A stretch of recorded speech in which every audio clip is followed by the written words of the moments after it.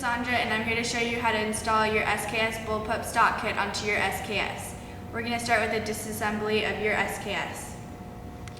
Here we have a Russian SKS, and as you can see, the front sights and the upper hand grip have already been removed. You don't have to remove the upper hand grip to put on our stock kit, but it is recommended because it's an easy part to remove for section 922, as well as it helps for ventilation. The first thing we're going to do is remove our rear leaf sight. And how you do that, you just flip this up like this, and you get a flathead screwdriver such as this, and then you just stick it right over here.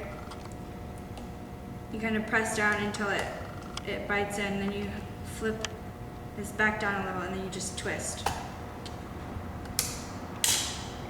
And there you go. Just put that to the side. The next thing we're going to do is remove our trigger group right back here. And the best way to do this is just to put your palm right here, grab onto this, and pull up. You can get a long nose plier and you just hit this section right here, like that, while you're pulling up.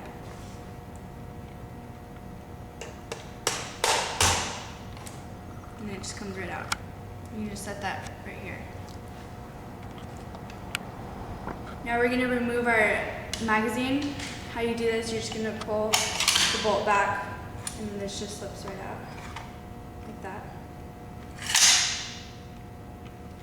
Now the only thing we need to do is take off the barrel. We'll get the barrel deceiver out of the stock. So you just got to tap it a little bit, then it comes right out.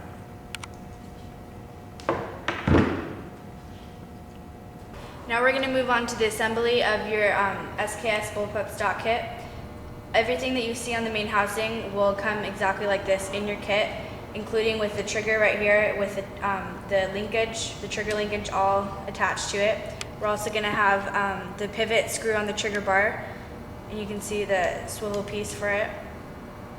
The first thing you're going to want to do is remove the tape. There's no cutting, drilling, or filing in order to put the stock kit on. So the next thing you're going to want to do is remove this pivot screw on the trigger bar.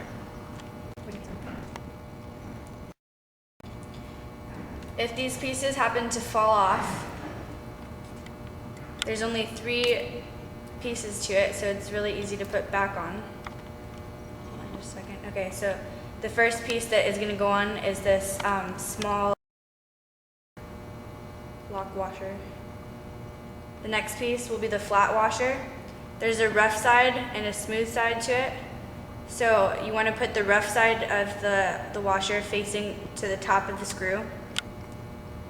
And then the last part is the bushing. You just slip that on. And then we're going to put this to the side for later. You got to remove this pin for the trigger return spring. You just got to remove it like this, take it off. We're going to use that later, so we're just going to put everything to the side. We're just going to flip it over. This portion of installation may require some custom fitting for your SKS. Up here we have the stock retainer guide. This is going to fit right into your stock retainer of your SKS. This is designed to fit the biggest stock retainer. So if your retainer happens to be a slightly smaller size, you may have to do some filing, not very much because it's a very slight change. Just right here, you're going to start from the back and then kind of just go over it like that. You don't have to do too much at all because it's a very minuscule amount that you have to take off in order to fit into here if you have a smaller size. The next portion is the rear barrel support. The next portion that may need to be possibly fitted to your SKS are these rear barrel support inserts.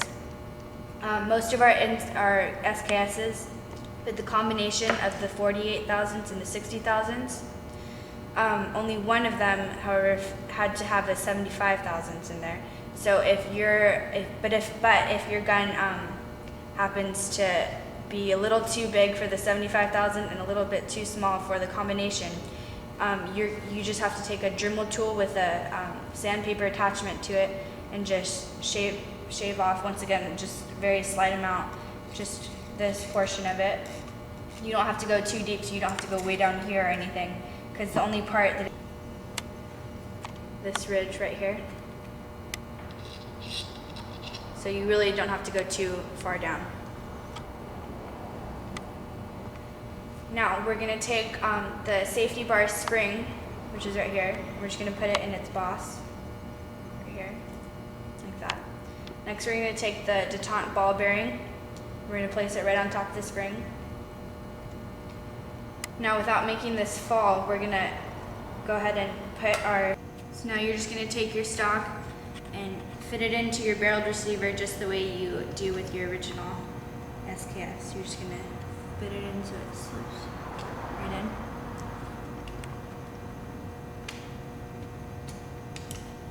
There we go. Once this is on, we're gonna install our pistol grips. So we're gonna take the left one first. This one. This portion right here is going to fit into this hole right here. There's one on each side. We're just gonna lift this up a little. We're just gonna aim for that in there. It kind of just slides right on. There we go. Before we insert our right one, we need to insert the safety bar. You want to have these two holes facing downwards and the ridges facing toward the back of the gun. We're just going to slip this over. Once again, making sure not to knock over the ball bearing. Sometimes it's a little tricky to get it through, so you can, if it happens to get stuck, you can just get something just to kind of poke it down into the hole back here. Once that's in, we're going to do our next, first we're going to get the trigger pivot pin. And we're just going to fit this into this hole. We're just going to put it into this hole right here. And then you can see there's a hole right in the back of this. You just kind of wiggle it around until you kind of find it. Because when you first put it on, it doesn't automatically line up with the hole. So you got to kind of fit it in. I got it in. Okay, for the next hand grip, pistol grip, we're just going to aim for this once again right into that hole back here. Just like on the left side. Here's where it usually gets stuck, the safety bar, so you just gotta poke this down. Now that it's in, you can just slide this in. And now we have a working safety bar. The ball bearing will no longer fall out, so we're just gonna lay this down. We're gonna get our screws right here. It's best to just lay everything out ahead of time. It just makes it easier for assembly.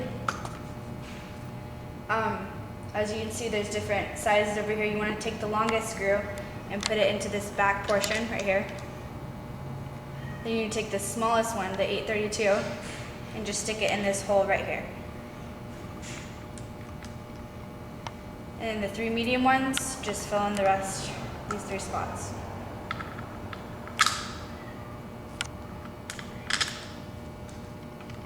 Once you have them in, you can just go ahead and tighten them.